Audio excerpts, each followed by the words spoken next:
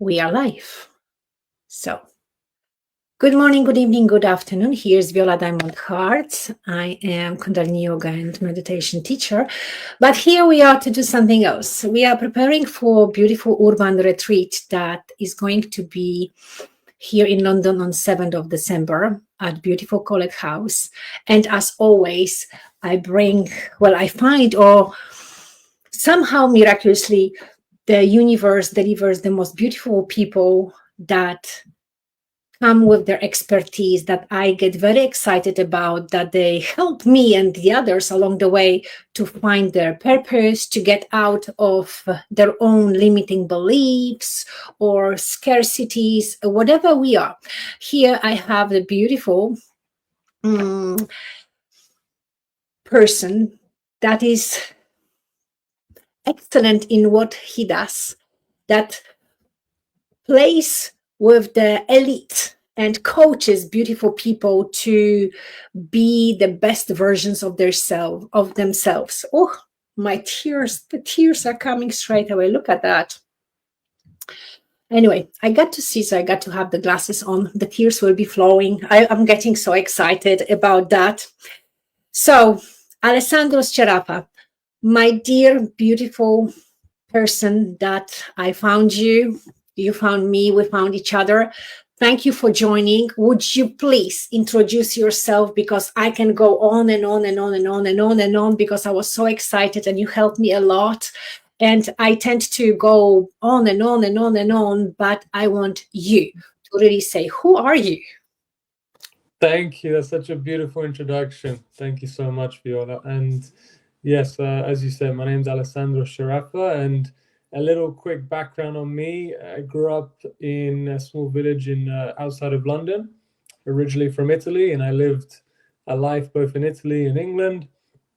And I think a big catalyst of my work, which you mentioned briefly there, was going through my family having a divorce, and that ended up me asking a lot of questions about, what do I really care about in my life? What's the most inspiring thing? How do I keep living in joy and fun and doing what I dreamed of doing?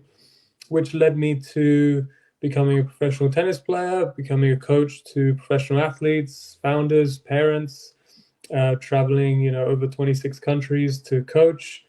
And now I'm just helping people to find that within themselves, what's their most inspired life, most prolific or passionate version of their life that they want to create and actually live it, and not just keep it a dream. So yeah, thank you, Viola. I love that. But also here you got, because you didn't say that, you coaching elite athletes, you coaching high professional parents. Like, it's just like, it's an amazing thing like you do. It's just like inspiring those people how to get from that to that. How do you actually, I've seen this today on your Instagram, scared to lose and excited to win. And that was very inspirational for me and very insightful, because I realized that actually me, myself, I've been all my life scared to lose. And therefore I did not do much, even though for many it will say like, oh my God, you've done so much and you are excellent here and there. Nevertheless, it's just like, I realized that I can do more. But I didn't, because I was so scared to lose. Yeah, it's a big conundrum, right? I mean, there's two paths I normally touch on with that, which is the kind of tough love and compassionate love side, which is getting people to get into the desired state of being excited versus to lose. So that's the work, really. But then there's the other path, which is to delve into why are you even scared in the first place? And normally with entrepreneurs or parents that I speak to, it's to do with a memory. Somewhere along the line of when they were growing up, they were in a position when they were younger that their environment, let's just take mine, for example, as a 12-year-old, the stable environment was threatened to be unstable. Parents were arguing, or someone was coming into the house and disturbing the peace. And so as a child, you think genuinely, if your providers are not okay, that you are not going to be okay.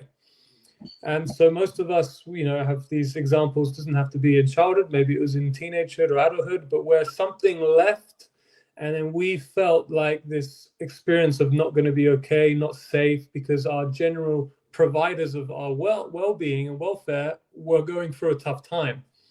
And so we begin to get scared. We got through it because we're children and we're human beings. We know what to do to get through things. But then we create avoidance strategies to never have to go through that again. That's not a bad thing. It's not a good thing. But what happens there is people start to live a life full of avoidance. So they begin scared to lose things, which is fine, but it means you can't be scared and grateful at the same time. You're either scared or you're either grateful. And so that's going to produce, what type of behaviors you have, what projections, perspective you have when somebody's talking to you. You might distort what they say. If you're scared, you might turn what they're saying to you to mean something else. If you're grateful, you might turn what they're saying to you to mean, whatever they're actually giving you to mean. So yeah, there's two paths. There's the reconciling that memory of when we were a child and we felt scared.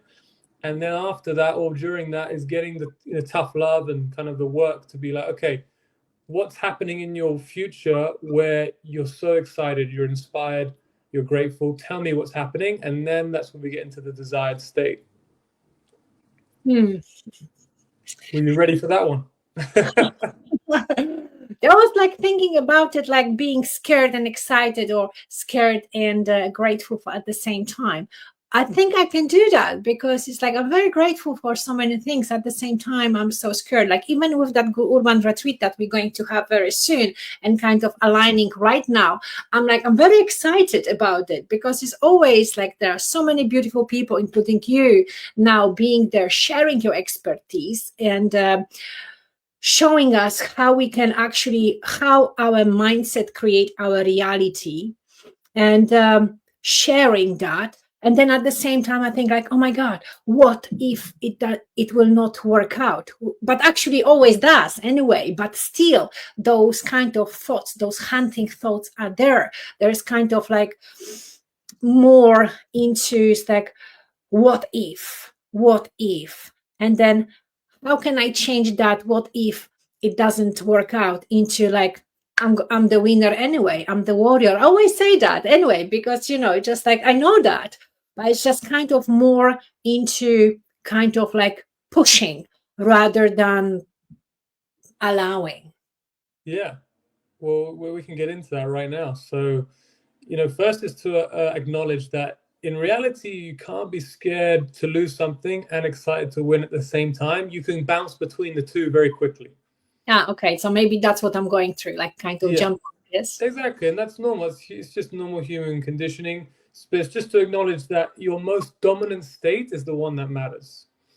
So if you're more grateful throughout the day than scared to lose something, you're going to see the result of that. Versus if you're scared to lose someone like a partner or money or a business, more than you're grateful for the business, then they're going to get the reflection of that as well. Why? Because that manifests in how we feel, our body language, the actions we do and don't, because we're being informed about a certain idea in our head. So yeah, the first step is to acknowledge it's only one thing at a time and we're bouncing between a lot of different identities. Then the second thing is to go, okay, what's happening in your world? We are at, let's say, the end of 2025. I've asked my community this question today. It's just imagine it's the end of 2025. It's been your most inspiring, prolific, and passionate year. What happened? Tell me what happened looking back. Yes, I've traveled to many countries this year, made a few beautiful retreats. I got wonderful series in Rise and Shine, like daily Kundalini yoga and meditation, which I run. And now is the series 71, which I started 8 years ago, thinking that it's going to be only one session.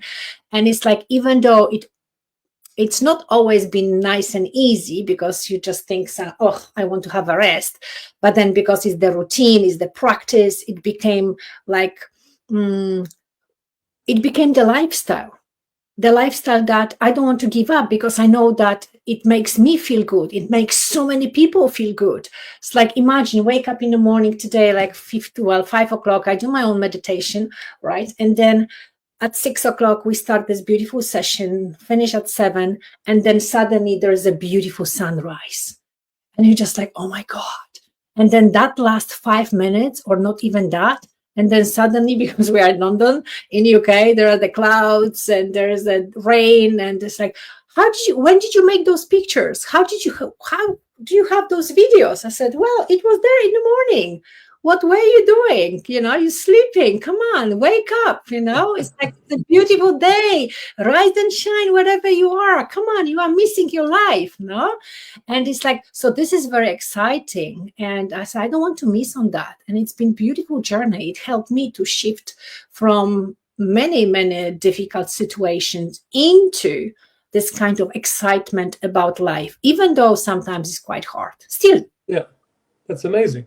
I love that. It's amazing. And just for the benefit of the audience there, so when I take you through this little process here, I want people to notice that when I ask questions about what was passionate, prolific, and good about your year, there was just a tiny touch on something that wasn't so good that you said. And that's just for the audience to know, that's the conditioning we're in. Even when I've asked someone what was prolific, passionate, and good, they're still able to put in a little bit of the negative. So I'm going to ask you this question to make sure you stick to the question like you did excellently for 99% of it. If I asked you now, between now and the end, which hasn't happened yet of the year, I would like you to go to the end of the year and tell me back what happened that made it so special between now and the end, which hasn't happened yet. So I need you to go into your imagination, go at the end of the year, and you're sitting down and you're journaling what happened. I have to tell you, so what happened by the end of the year, but it hasn't happened yet. So I got that month, right? Yeah, you got that 2 months. So I have a beautiful house. Cool. Beautiful house. What else? Oh, can I say it? Yeah. So yeah, you can carry on. So what are you saying? So it's the end of the year. You're looking back. You're journaling about what happened in the last 2 months. Okay. That's passionate, prolific, and everything that you love. Yes, everything that I love. So yes, I have this beautiful house. I have my Rolls Royce that I want. Yes, maybe that's the material things. But last time. That's okay. Yeah, yes. So this is the one. I have this beautiful running website. I have my book written. I have the cards done. I have a journal done, and it's just ready to set up for another journey in Rise and Shine from the 1st of January into the new year. So yes, love that. Thanks. I have one more, but I don't want to say it online. That's okay. We have public goals and private goals. That's okay. Yes. Okay, so we're at the house. We've got the Rolls Royce. Waking up the rising sunshine. Yeah, 1st of January. Okay, what does it feel like? What did it feel like? I feel super excited. It's just like so much light and like really, really energized with that. Perfect. So excited, energized. And what did you do to feel excited and energized? Well, I just imagined that I already have it. Okay, now looking back, it's January 1st now, and you're telling people what you did to make you feel excited and energized. So January 1st, you're telling everyone what you did. What did you do in your day-to-day, your schedule, maybe your morning routine that made you feel this way? That I actually did what I supposed to do for a long time. Yeah. Did what you're supposed to do. For example?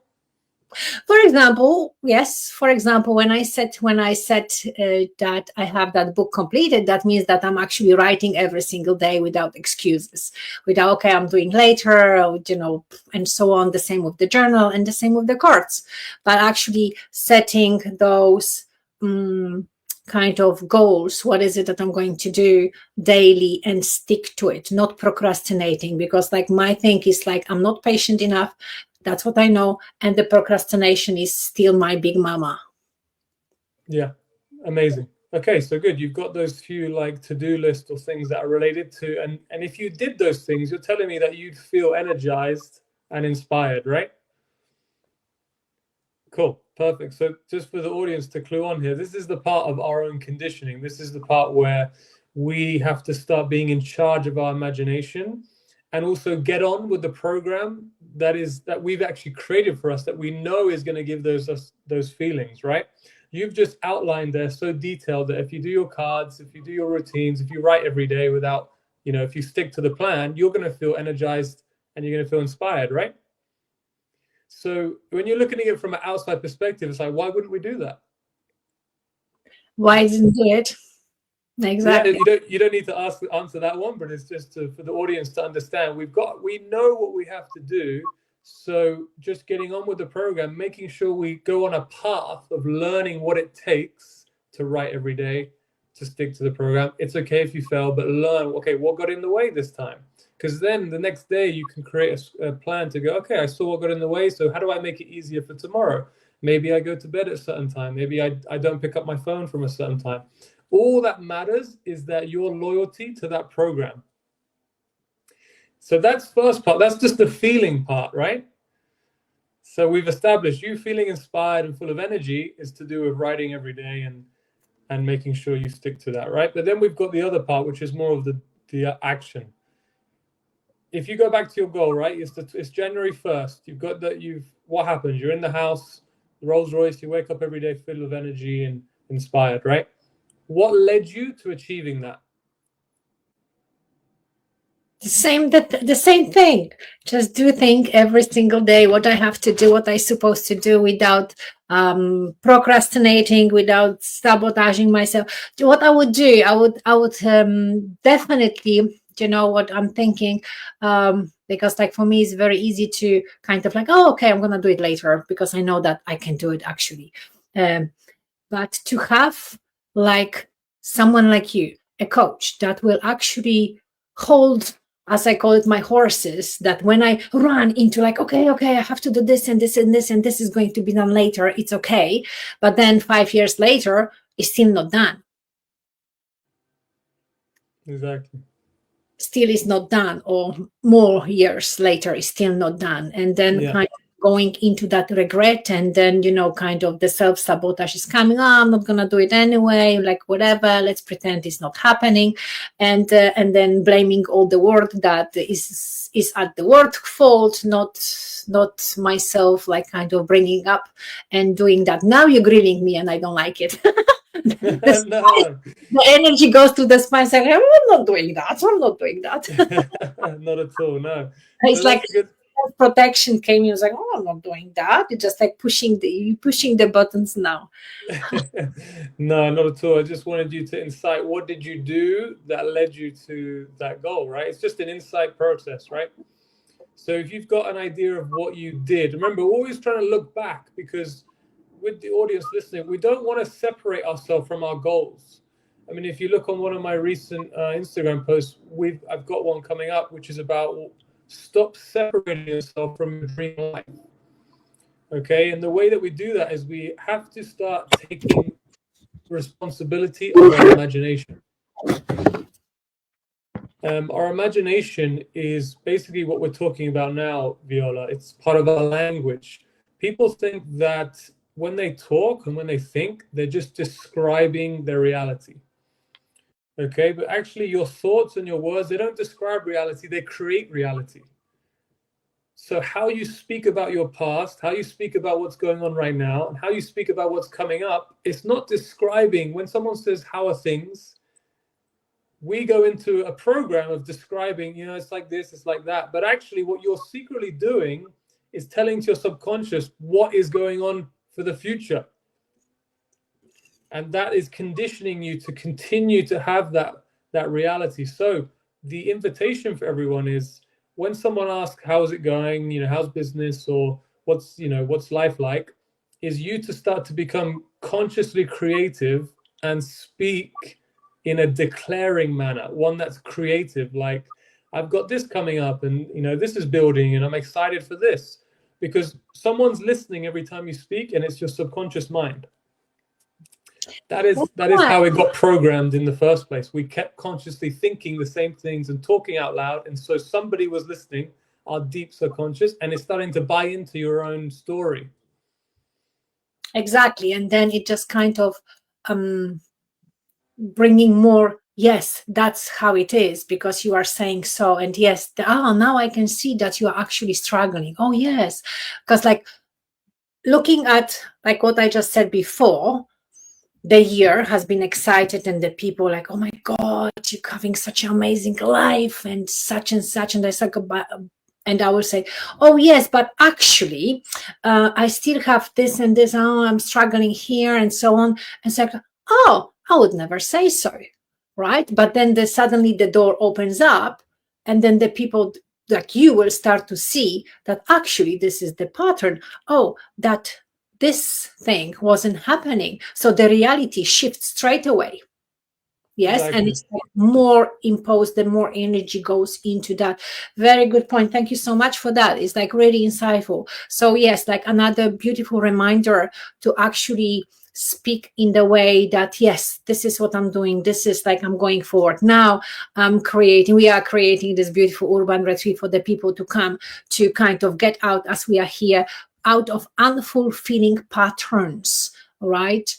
To live that beautiful inspired life and live from the inspiration from that future self rather than from the past, based on the things that we didn't do, we haven't accomplished yet, or the drama or trauma. Like so many people would like to stay in that victim mode instead of saying like shake it off, like we do it in the morning within the yoga or some other exercises. You do the warm-up, you shake it up, and then you kind of like inviting that new beautiful energy in. It's like, oh yes, now this Yeah. is something that I can work with. I have space.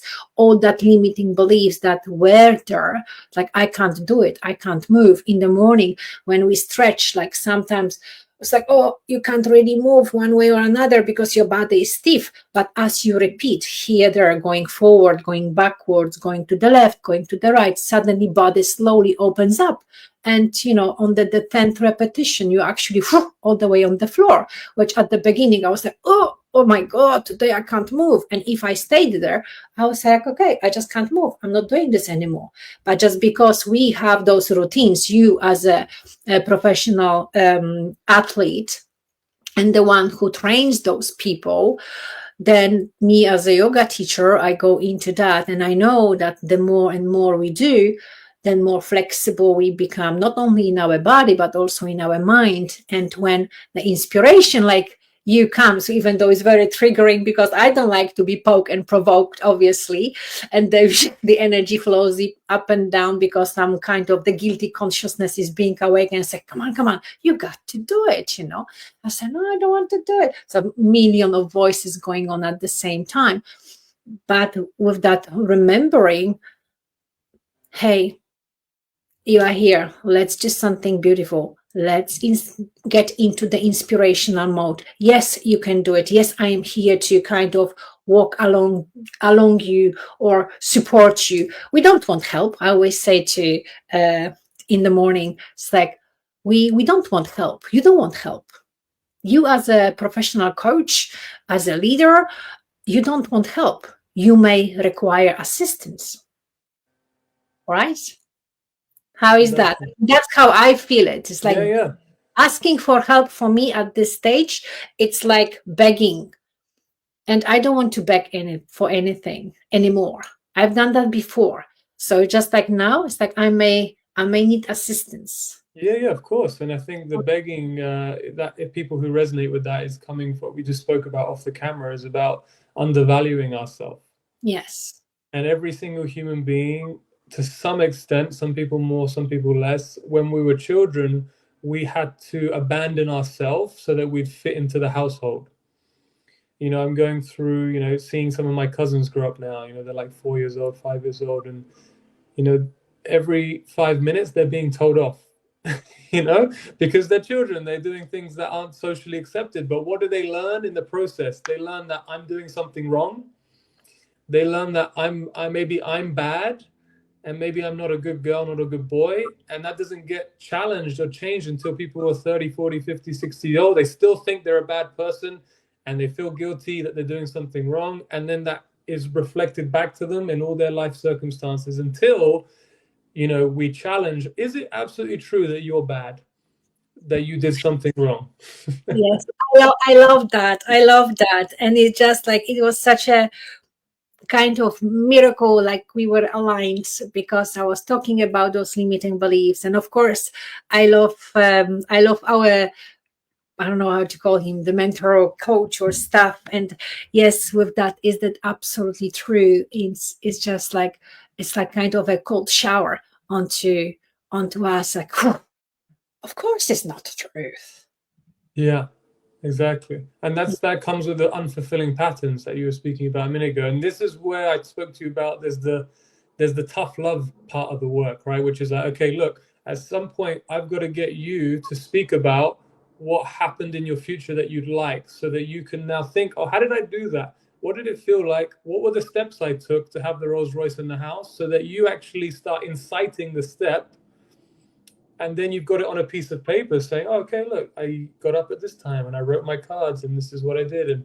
And then it's basically your loyalty to that program, the new one, not the loyalty to the old one. And then the second part of the work is, okay, you might come to me one week and say, oh, I didn't complete the steps. Okay. Why didn't you complete the steps? Okay, I felt like this. I felt like that. Okay, then we can explore where these feelings are even coming from so that we can be rid of them. Mm-hmm. How do we get rid of those limiting beliefs? How do we actually step into, it's like, because sometimes we cover up. Yes, it's like all those limiting beliefs, they are somewhere deep in the subconscious.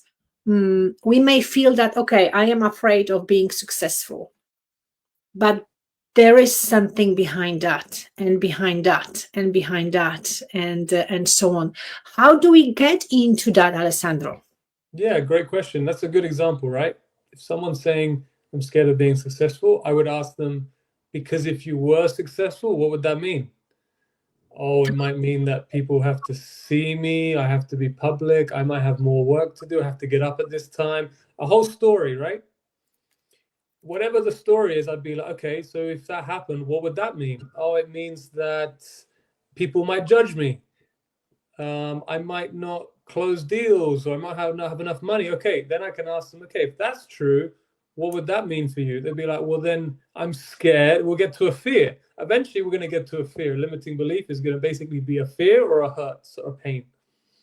Eventually, we're going to get to, okay, oh, I'm scared of maybe not being able to get enough money, or for living my life the way I want. Okay, and then we would get to the root cause, the primary cause, which is, okay, if you're someone who doesn't have enough money or doesn't have the life that they want, who must you be in this movie? And then they might respond like, well, that means I'm a failure, or I'm a loser, or I'm just not doing what I'm supposed to be doing. Okay, that's the primary cause of a limiting belief. It's people thinking that they're actually a loser and a failure. And so the rest of the story that just came after that is a byproduct of buying into you think you're a loser. And usually this primary cause, this is what we deal with, primary causes. All the limiting beliefs are secondary effects of a primary cause. We want to deal with cause and effect. We want to deal with the cause, not the effect. And the cause here is usually, like we spoke the other month, Viola, is something, a memory or an experience happened to us where we concluded your dad or your mom or a teacher or a friend said something about you, and you said, you know what, that means I'm a failure. You see, so-and-so doesn't like me. See, I'm a failure. Oh, they're not listening to me. You see? And we made up that assumption when we're 5, when we're 10, when we're 12. We didn't have a really good lens of life. So we made the best outcome of what we thought was possible just to get us to move through the day and understand life. Then if you understand NLP, neuro-linguistic programming, they speak about a map of the world. We start to create this map. Okay, that means I'm a failure, and that means this, and that means that. When actually, when we go back as adults to investigate, none of it was actually true. It was just a relative truth. It was a perspective. And often, Viola, those perspectives, we haven't even allowed ourselves to feel the experience that we had at the time because it was maybe overstimulating or it was too much to handle. So funny enough, when I'm working with a lot of executives, like, these men who are very wealthy or have a lot going for them, but they live in insecurity and they live in fear, they've never had the opportunity to feel what they're trying to avoid. So they're scared of losing something, but they've never allowed themselves to feel scared. They're just trying to avoid feeling scared. If they did just allow themselves to feel scared for 10 seconds, they'd realize there's nothing to be scared of. They're just scared of a feeling, not scared of actually what's happening. It's the fear of the feeling that's worse than the actual event. And so when I was working with one of my executives, they mentioned that their father left them when they were 12 years old. And, all of a sudden they became the man of the house. And, that's very challenging for a child, right? That means that you can't be a child anymore. You can't enjoy yourself, you can't have fun, and you have this pressure. So now he's associated something leaving his life with trauma, like, oh, I now have to be everything. Now I have to, look after my mother, and now I have to, so stress. They've associated something leaving them with stress. So why would I want anything to leave me? Why would I want to lose money? Why would I want to lose opportunities? Every time I go close to losing opportunities, I'm going to get scared of my old childhood happening again. So the invitation for people is I invite people who are in that kind of phase is to go back to that memory, hold a space that they're allowed to feel how it was. Because once their nervous system processes how it feels, they're not scared of the feeling anymore. There can be threats in their life, and they don't get into that hyper state of fear and scared. They actually just realize, oh, it's okay, it's part of life. I'm going to be excited about what I want to do going forward. Mm-hmm. Yes, it's like good. It's like I want to be excited of, that kind of what I'm going to do, and I am, and it's just like sometimes it's like overpowering, and then anxiety kicks in. You don't sleep at night. Wake up at 4 o'clock or 3 o'clock in the morning. It's like, oh my gosh, I got to do all of that, and it's there. But then what I find out, it's like I don't fight with that anymore. It's like I don't turn and toss in a bed anymore. I just sit down and it's like, okay, so what is it that I got to do? I take a piece of paper, sit down, write it down. Okay, so I don't forget, put it on the table. Oh, actually, I can go to sleep now. Beautiful, yeah. And that's a way of processing, which is very useful. And it gets things on paper and makes it realize how small it really is. And also the invitation for you, Viola, is about, 2026. If you had your most exciting 2026, what would that have looked like? Oh my God. You going there again. No, I mean, this is just, I'm just playing with you, right? But this I is know, it's just like, it's very uncomfortable, Alessandro. That's okay. You don't have to answer it, but just for the audience to understand that the condition, the way we're just used to thinking, we got to be able to actually at some point direct it into the things that we would like to happen to us, so that we can get onto that thought track, follow those steps, and be on that journey, completing that program with all the trials and tribulations of that program, because at least we know the difficulties we're going through are to do with what we actually want. You see, it's like, it just came to me. You asked me, how is it going to be in my 2026? And even though I know what I want, I was, I wasn't comfortable with saying, scared of being laughed at, rejected, or how do you call, judged. Yeah, of course. And that's Right away, I was like, I know, but I just don't want to say it. I just got kind of like the shame came through, and I was thinking like, okay, and straight away at the same time, at the same level, like, or somewhere else, like, where was that? When was that happening? Oh, it was happening then and then, like processing, or like multi-level processing straight away, like kicked in. I was like, it's like the heat comes in, and it's just like, oh my God, everything at the same time. Why didn't say? Just say it. The opportunity is now. Just voice it out. Make it as you said before. It's like, this is what's going on for me. This is how I'm going to be.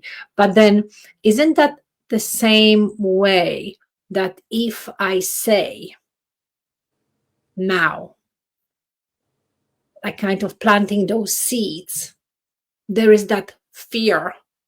I'm like kind of like trying to like express what's going on right now within really thinking about it, that I will have to do it. And that's more pressure. And I'm kind of like, I don't want to do it. I want to do it. I want to be there, but I don't want to do the hard work anymore.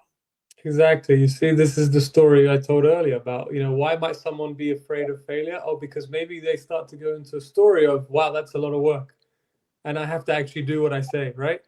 Yeah.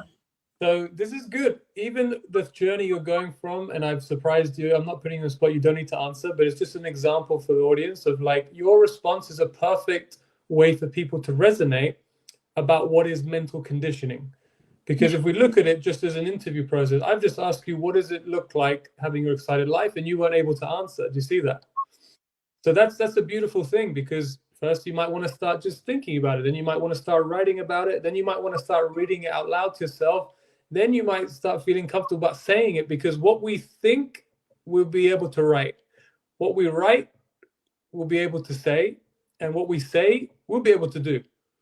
But if we can't say it, it's very difficult if we're going to do it, right? So yeah, this is like if we were in like a proper coaching session, this is where I'd use my tough love and be like, okay, look, this is your life. Tell me what it would look like. And I would just keep inviting you in different ways to say, you know, Viola, just what would you be happy with sharing what it might look like? But that's just for another day. That's just to give the audience a bit of an example. Exactly, because we can go, you know, for hours about that, and we can find the ways.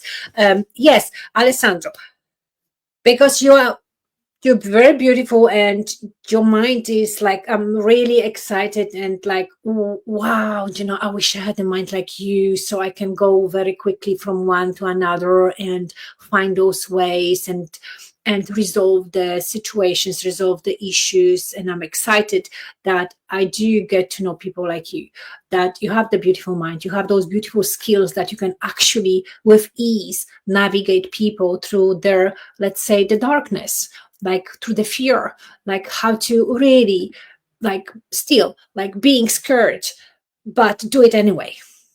Thank you. That's such lovely words. Thank you. Yeah. Like, scared but doing anyway. So it's like, if not me, then who? If not you, then who? And it's like to find those inspiring people, and you're absolutely amazing. So how the people they can, yes, of course you're going to be on our urban retreat, and where you're going to share your expertise, but about that later. But for now, where the people they can find you, because I know that you are for the limited time here in UK now. Yeah, that's right. Yeah. Thank you for that, Viola. That's so sweet. I'm looking forward to the urban retreat as well. I love speaking in front of people. And yeah, I mean, mainly people can contact me on Instagram, alessandro.global. I love to receive like questions or DMs, and that really gives me an indicator if people are ready to be coached as well, because I don't choose many people to coach. I don't take on many people at once a month.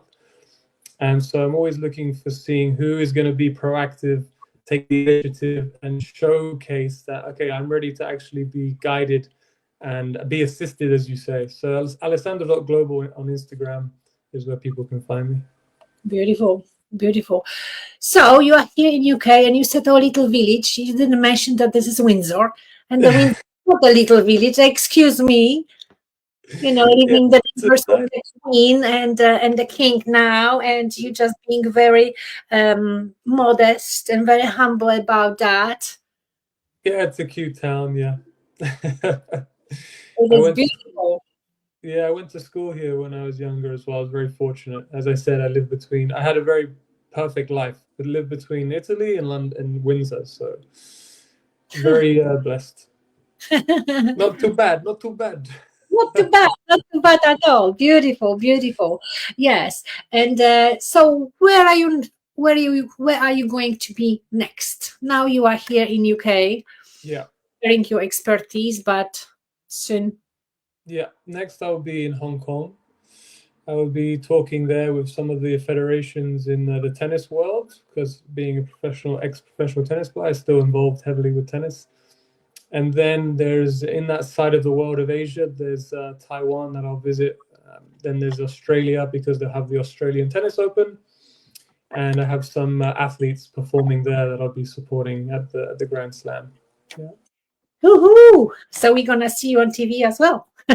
Yeah, I'm normally in the background, you know. People don't really they don't like to know that they have a mental coach. Let the public know that they have a life coach. So, but if it's meant to be, I'll be in the box. Yeah, you'll be in the box, but you know, it's like I'd love to have you in my box, you know, at the back, and as that beautiful mindset architect, like redirecting. And yeah, I think like I never had that, and just like it's like this part, I like I feel it for myself. That would be very beneficial to have someone in the corner on that scale, and to navigate through life, and to not to be scared, to be successful. Exactly. I love that. That's so beautifully put. Exactly. And a lot of the times when you come across these things where you feel ready, or you feel like you want someone in your box, it's really a reflection of how much you're valuing yourself. It's like, okay, now I'm actually ready to have someone wake me up a little bit and keep me on the track, because I'm the captain, I'm the star of my show. I need support cast. That's how important I am. And I have coaches, I have mentors, they keep me in line. It is true. It is true. It's the same like with that rise and shine. They say like, oh my God, you're so magnificent, waking up every single morning, doing this. And like, how can you do that? I said, well, it became the lifetime. It's the lifestyle. And it's like, I really enjoy it. And it's just like, it doesn't matter. I can go to sleep at 4 o'clock in the morning, or even, come back at 5 and be, 5 to 6, like really ready, and just close my eyes, and it just flows, because it's just the nature. It's been trained, and it's like with the exercise, with the meditation, with all of that is beautiful. But then again, I say, and I feel like in other aspects of life, that there are some momentums that support is needed. And for us, not to be afraid to ask, not to be afraid to lose. They say, like, if you don't ask, the answer is always no. Yeah, exactly. If you don't ask, you don't get. And the reason I actually put that post up on Instagram is because a while ago I went through my own fear of losing something or someone in my life. And I started to investigate the validity of that. What are you actually scared of losing? And it just came down to, it was nothing to do with my current circumstances. It was that I was reliving a past of my parents breaking up. I was scared of my parents breaking up. And now, because I didn't truly feel all those emotions, I put it on to my current or past romantic partner, that I was scared of losing them. And I was behaving like a scaredy cat. You can already imagine someone who's grateful or someone who's feeling scared, the different characters they have. Oh, I know. We have, like, I always say, we got different characters, we got different masks, different behaviors. It depends, like, where we are, and it doesn't matter whether I'm a yoga teacher or the word mentor or somebody else. We all go through those emotions, we all go through those feelings. Sometimes we know how to manage them, but sometimes we just, like, as basic as everyone else, as vulnerable as everyone else, and we got to go through those processes ourselves. Exactly, yeah. And what happens when, for the audience or anyone who's had someone leave them in the past, what happens when you go back in time and you realized it was good? What happens when you realize at the time it felt really poor, but when you look back on it and go, what it led to, it had to happen that way for you to be here. So actually, how do you feel about it now? Oh, I don't feel scared about them leaving anymore. I actually feel like, thank God that they broke up, and thank God that this happened. And then you bring that emotion to the present day, because remember, memory is reconstructed when we bring it up. People, you need to learn a little bit about neuroscience these days. They're telling you about memory is not a fixed thing. It's reconstructed. The moment you bring it up, it's being reconstructed. So if you think back of a memory and reconcile it, like we just did there, about how grateful we are for the things the way they happened, you're actually changing the memory, because the memory's gone. The only thing that exists now is the narration in our head about the memory. So when we change the narration of it, we actually change how we feel currently about that, which changes how we're going to show up every day. So yeah, it's amazing when you reconcile these memories, how you start to feel today without anything actually changing in your circumstance. Your bank account didn't change, your body didn't change, but you feel different. Yes, we're rewriting the past, actually, isn't it? Exactly. We're rewriting our past, and it's so beautiful. Alessandro, I have a question, because you are going to be one of the main speakers during our urban retreat, which is going to be very soon, 7th of December. This is Sunday at beautiful Colette House here in London, Barons Court. You're going to share your expertise. You're going to talk about those limiting beliefs, how we can shape, how the mindset creates our reality, what people can expect from your sharing, what kind of benefits they can get. Like, why it's so important. So they show up and they actually, I'm so excited because, you are all out there in the world, but here it's like right now we are talking, beautiful over the internet. And thank you so much for all that technology. But actually, when we are person to person, hand to hand, eye to eye, it's completely different experience It to me. is, yeah.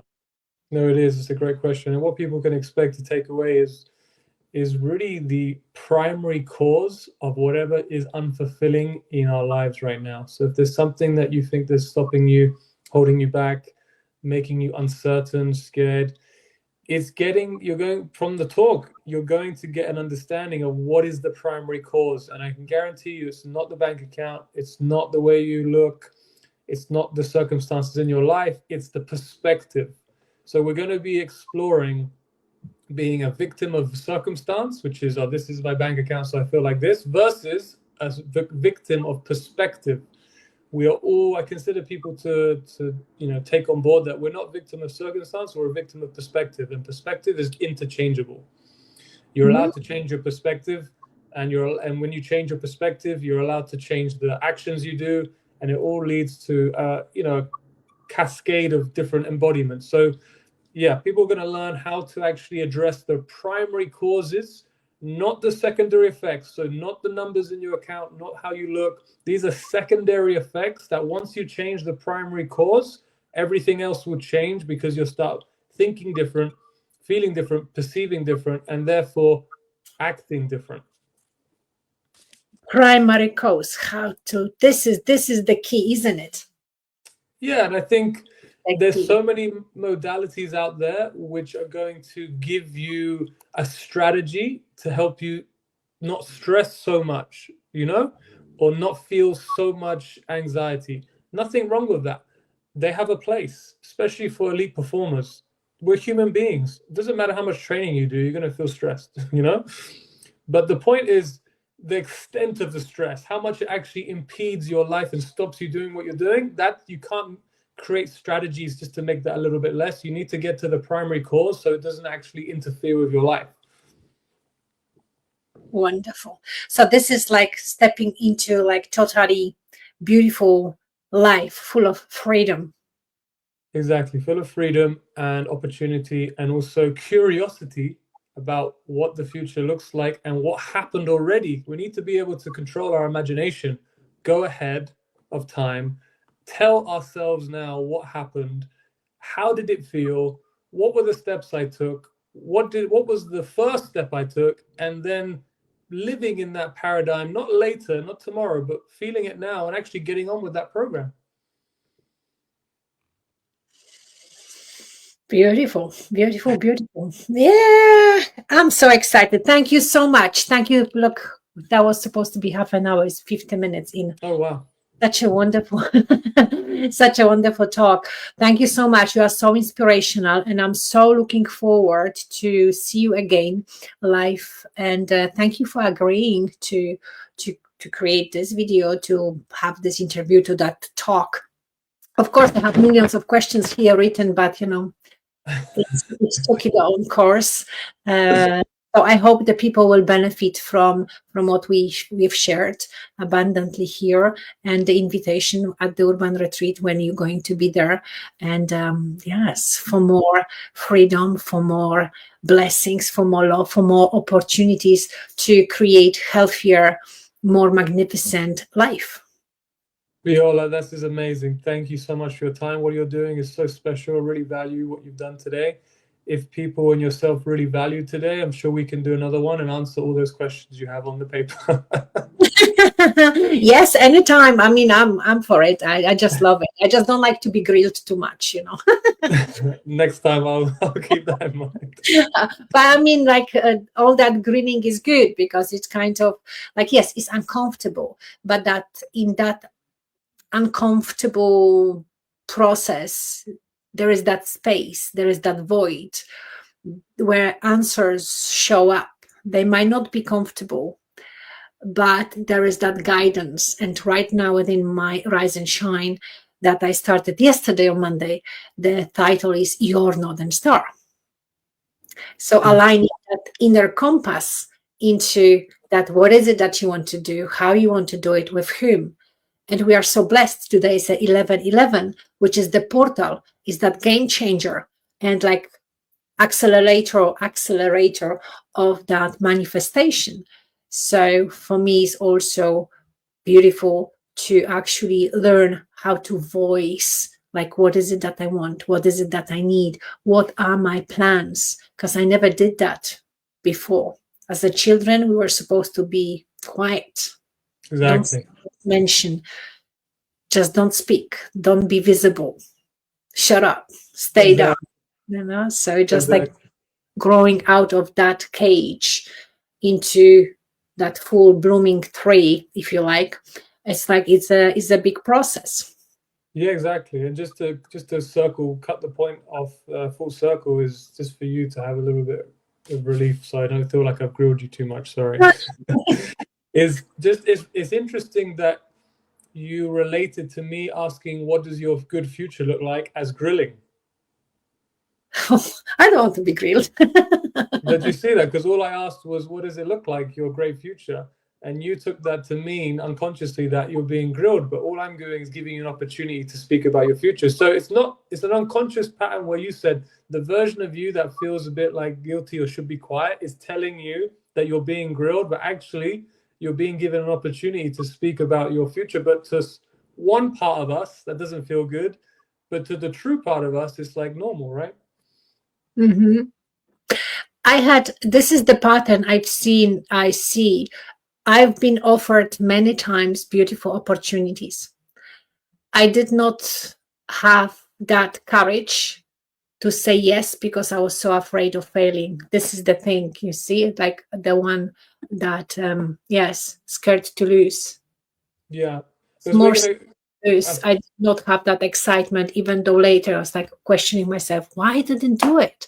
If I did right, if I took all those opportunities that I had before, definitely I would be in different place. Of course I would be in different place, but I didn't.